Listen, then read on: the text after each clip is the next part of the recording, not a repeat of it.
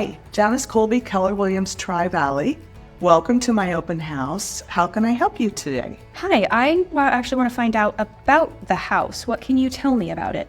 Well, first things first, according to the new rules of real estate, one of the things I need to have you do is to sign in as a potential buyer to see the house and also know who are you working with as your agent. Why do I need to sign that just to talk to you about the house? Well, as I said, these are the new rules of real estate.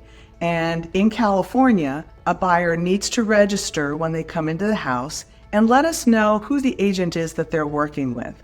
Because one of the things that happens is that if I talk to you about the house, we're doing a thing called establishing agency.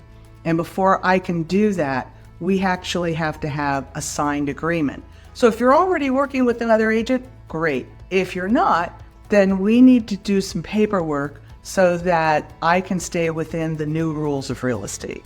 Okay, well, I don't have an agent yet. I was just curious about the house. How long does this agreement actually last? We can sign a very short-term agreement, and the short-term agreement could be 7 days and it could be property specific.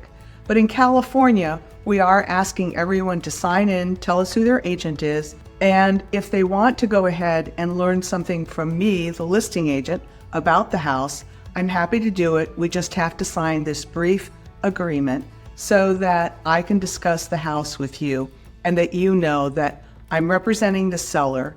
I am not representing the buyer. But if you want me to represent you, we can do a buyer-broker agreement.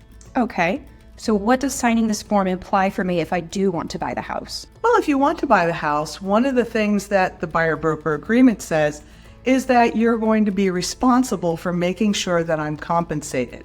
So what that means is that the buyer's responsible for paying the buyer's agent. However, what is happening in the marketplace and what's actually happening is that sellers are agreeing to pay the buyer's agent directly.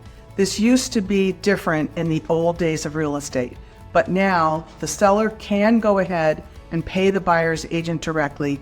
You just negotiate it when you negotiate the contract. Okay, and those fees are always negotiable?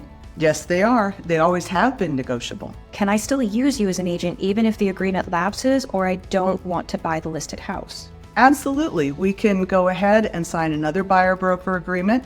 Most buyer-broker agreements are good for up to 90 days, no more than 90 days.